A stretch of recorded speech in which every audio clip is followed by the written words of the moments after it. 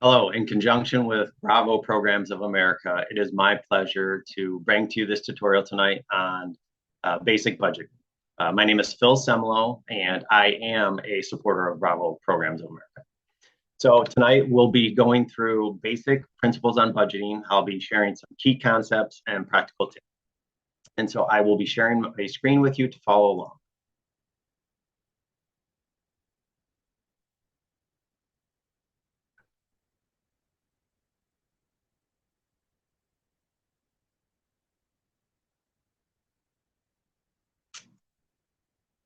Okay, as we get into basic budgeting, some of the things I want to share with you are really just to help you get started with budgeting. Budgeting is so important. I want to share with you what budgeting is, why it's important, and then just helping you understand how to start with some basic budget.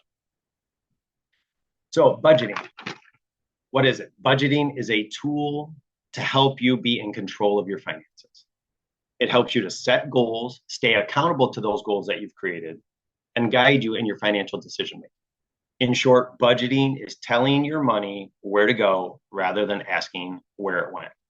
A budget is not something that's complicated. It's basic math, and it's really just comes down to a discipline of understanding what money you have coming in and what money you have going out.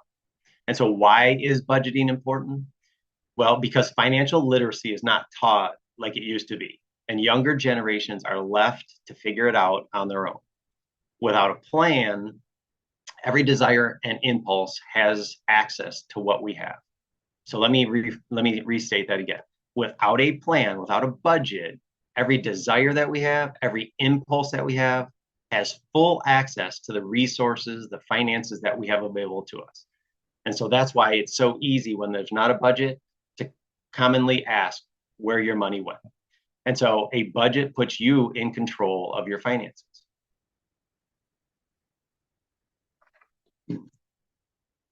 Budgeting is not complicated. It really does just come down to a few basic disciplines that you will be required to step into. And the reason you want to do it is because you want to be in control of your finances. You don't want to find yourself in a situation where if something arises that you haven't planned for, you're not in a position to go ahead and handle that. And so we'll walk you through these steps. There's a lot of different budgeting models and techniques, and none of them are really right or wrong. It's just a matter of finding one that fits your personality, one that you're comfortable with, and one that you're willing to work at. But they're all going to have the basic steps. First is list your income. You have to know what your income is, where that money is coming from. So if you have a job, that's your wages. Whether that's part-time, full-time, commission income, you need to know. If it's an income that fluctuates like commission income, the best thing to do is look at a 2-month average to establish a base for your income. For those who work, more consistent hours and schedule or get a consistent check, then that's a lot easier for you because you have some consistency in knowing what kind of money you have coming in. So when you're listing your income, you're going to want to look at your wages, maybe some investments you have if you have any, and even side hustles. More and more people are doing DoorDash or Grubhub, not full time, but just at random. And so that little side hustle does create a little bit of extra income. We also know that it creates a little bit of additional expenses with fuel and things like that, but at least you're going to want to know where are those sources of money. And so first step, you list your income. Get a piece of paper out. Just write down where is the money that you have coming in, coming from, how much, how often, so you have a clear picture. I will tell you, this is where most people get hung up on budgets because they don't want to take the time to put it all down in front of them. Now I'm saying a piece of paper. Later, we'll talk about some resources that will do it electronically. But to start, it's a great discipline. It's a great process for you to go through to actually physically sit down and write down where your income is coming from. Step two, list your expenses. What are those bills that you have? Credit cards, loans, memberships, food, housing, transportation, cell phone, streaming services, gym memberships. The list goes on and on and on. In today's society, more and more people have multiple streaming services, multiple memberships. to the point where now there's companies that actually you can pay a fee to help track those memberships, because so often we get so many of them, we forget which ones we have. And what happens is we end up paying for things we don't even utilize any longer. So it's a good process and practice to do this. How do you do it? This is an old school technique, but look at your bank account. If you use a debit card or a credit card, you already have a digital history of how you spend your money. Go ahead and pull 2 or 3 months of bank statements off your bank website, print them out, and look at what are those monthly expenses that you have. Some are going to be easy. If you rent or own a vehicle, those you already know. But some of the things you may overlook are like fuel or oil changes. So get a good picture of what those hard expenses are that you spend each month. So once you have your income and you have your expenses, step 3 is simple. It's just basic math. You're just subtracting your income and your expenses from your income, rather. The goal is to have less expenses than you do income. That's not always the case, but that's the goal, and that's what excuse me, budgeting will put you in control to do, is to turn that so that you do have more income than you have expenses. Step 4 is tracking those expenses. It's great to start a budget. I think it's almost 90% of Americans say that they start or have a budget, but the percentage of people who actually utilize and work their budget is much shorter of a percentage. And the reason for it is it takes work. Just like it takes work for anything else good in your life to happen, a budget requires consistent work. And so what do you have to do? You have to make sure that your budget reflects a true picture of your income and your expenses. And so the budget itself is the plan for you to achieve what you're trying to achieve with your finances. The tracking is to make sure that's how you truly gauge to see if you're on track to meet those goals and those desires, those dreams that you have. And so tracking your expenses is important. And how do you do that? Is then you'll pull another bank statement. You'll keep receipts. If you like to do things by cash, get a receipt everywhere you go. Write on it what it was for. And so you can look back at the end of the month and see where your money went. So you have so much money available to you. And so you need to know who's got their hand out taking it from you, or where you're freely given it. Once you've done that, the last step in the process is really just to review and adjust your budget. When you're doing a budget, you want to look at it from a month view. Most bills are due once a month. So your income, you're going to average it out, or you're going to look at it, base it on a month, and your expenses will then come in a monthly form generally. And so it will give you when you look back at the end of the month, you have a clean picture of what you had come in and what you had go out. When you do that, you can now make adjustments. Because there's different types of budgets, my opinion, the best one is called a zero-based budget. And that's where you list your income and you create a category for every dollar. That, and we'll talk about this a little bit further, but when you have more income than you have expenses, I'll show you what to do with that extra. When you have more expenses than you have income, we'll talk a little bit about that. But a zero-based budget would tell you that at the end of the month, you don't just have extra money, because you're taking control of your finances, and you're doing that with a budget. So how do you do that? Is you give that money a place to go. Because what we know is if you don't tell it where to go, you will ask where it went. And so you'll review, you'll adjust, get that done at the end of the month as soon as you can, or the first part of the month. So that way you can adjust your month before you head into the next month. And it's a little bit more accurate to the way your income and expenses are. This is a very basic, old school budgeting template. You can find this online, excuse me, anywhere. Online, there's so many resources available to you. There's spreadsheets, there's printouts, there's apps, there's even an envelope system, which is probably the most difficult way to budget. And that's once you determine where your money is going to go, it's listing it out. So you have a plan in front of you. I have X amount of dollars coming in. This much is required of me to go out. If I have a balance, this is what I'm going to do with it. If you're someone who does like to just operate in cash, that's okay. The envelope system really is what it sounds like to be, and that you have envelopes with you that are labeled for the certain expenses you have. maybe your housing expense or your vehicle expense or food or blow money. Once you create your budget and you say how much of my money is going to go to that, you would put that amount of money into your envelope, and that's all you have available to you to spend. I'm sorry.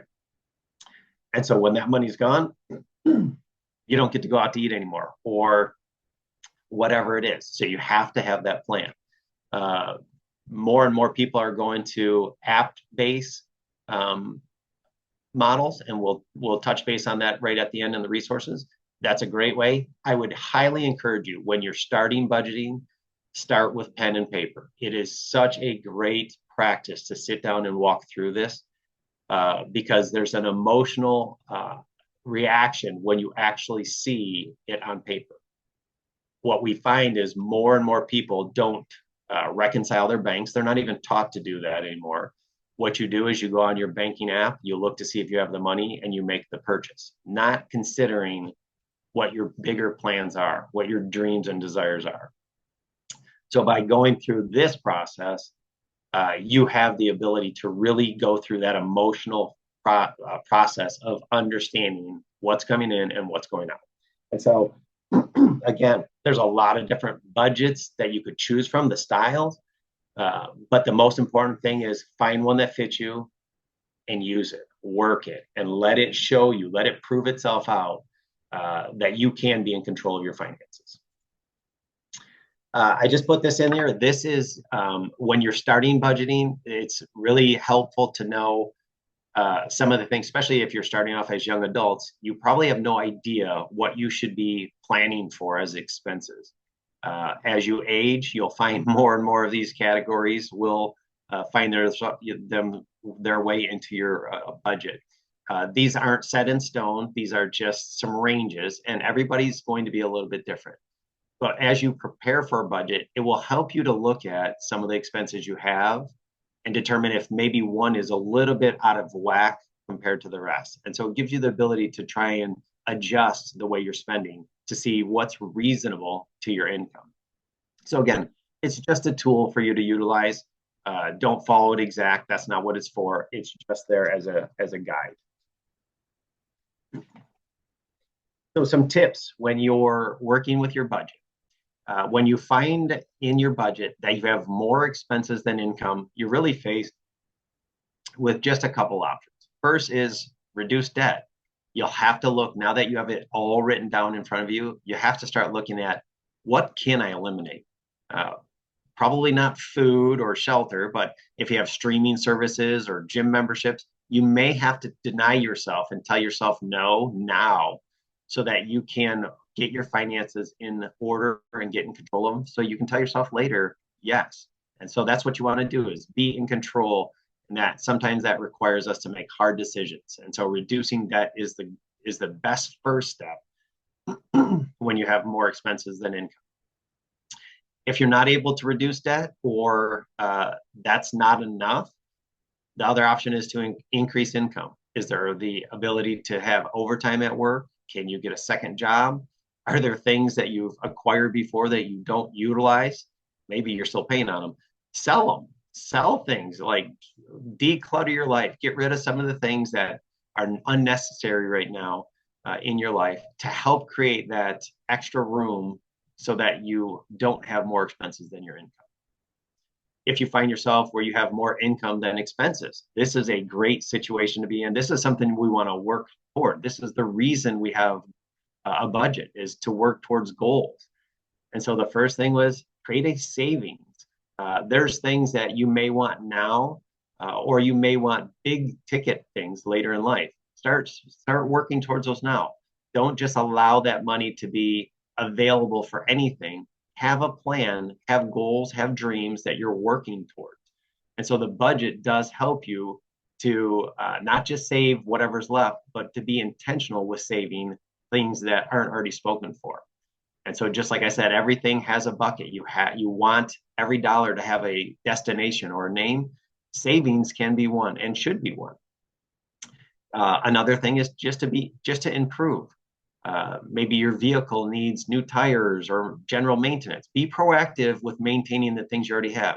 If you have extra income at the end of the month, look at using it, leveraging it so that you are in a position to make the things that you do have last longer. That helps you to not go into debt by having to replace things sooner. And lastly, when you're working on your budget, this is such an important part, is you have to have incentives. You have to reward yourself. Just like any other discipline, when you give yourself over to a process and a discipline like this, you have to reward yourself for being successful at it. Uh, it's got to be appropriate, so you don't pay off one bill and go to Hawaii, but you can do something that maybe you want to do. Go to an event, go to a theme park. What are the things you want to do? Reward yourself for being so diligent with controlling your money. And so it's just an important thing, and it's a lot easier to stay the course when you're rewarding yourself along the way. And then lastly, just a few resources, and this is nowhere even near exhaustive. If you go online, you will find there are so many budgeting apps and tools to help you in this process. Again, a lot of these have a free level available to you. Some of them offer them a paid. They have more features. What you need to determine is, do those features justify the expense? Some situations, yes, it does, because what it will do is it can connect your bank account, your debit card, your credit card. And so every transaction you make automatically fills into your budget. Some of them you have to manually go in and do it. If money is tight, I would encourage you to not pay for it. It's just a matter of what is going to help you to maintain and stay consistent with your budget. Just a few that I have listed. Every dollar is a Dave Ramsey one, who does Financial Peace University. You Need a Budget, YNAB, NerdWallet, Mint, MyMoney.gov. Just some basic budgeting apps that are out there. And of course, there's online courses. If you want to learn more about this, the internet has a great deal of resources available to guide you. When it comes to money, when it comes to budgeting, I would say be careful where you take your advice from, because there's a lot of people who will give you lousy advice. And you want to make sure that the financial advice you're getting is really geared towards helping you grow and develop your muscles when it comes to handling your finances. So the end of this is really just to encourage you that budgeting is not this big, intimidating thing. It is just a matter of some basic disciplines practiced every single day. And when you do this, you do put yourself in control of your finances, help you work towards avoiding emergencies, avoiding financial stress, which is very real, or financial anxiety. You get to eliminate those when you put yourself in a position of a budget. And the last thing I'll say about budgeting is one thing that's very good to do, and some of you may be able to do it right away, some may have to work at it, and that's creating yourself an emergency fund. What we know is things in life happen that we did not plan for. And when they do, if money is already tight, it just adds a great deal of stress to the situation. And so one way to avoid that is to come up with an emergency account. An emergency account is just what it sounds like. Money set aside that is only utilized in an emergency. $1,000 is a good, safe number. And again, that may seem like a large dollar amount for some of you. I would say just take your time and work towards it. But once you have $1,000 that you don't touch, it's available to you when something arises. All of a sudden, what used to be an emergency is no longer an emergency, because you have resources in place and you can go and handle it. And so you can stay the course with all the rest of your finances. And so a good rule of thumb is $1,000. Once you get financially stronger and you're working your budget, I would always encourage people to work towards having 3 months of your expenses set aside. If you got sick, were unable to work, lost a job, you would be able to maintain your normal life for 3 months if you had that money set aside. And I know that's a big number, but when you become disciplined with your money, you'll be so surprised how fast you're able to put those things together. And so in closing this portion of the tutorial, my contact information will be on Bravo's website. If you decide to get into budgeting and you need a little help, please feel free to reach out to me. Be more than happy to guide you through the process, give you some advice, and just encourage you as you step into this. Thank you.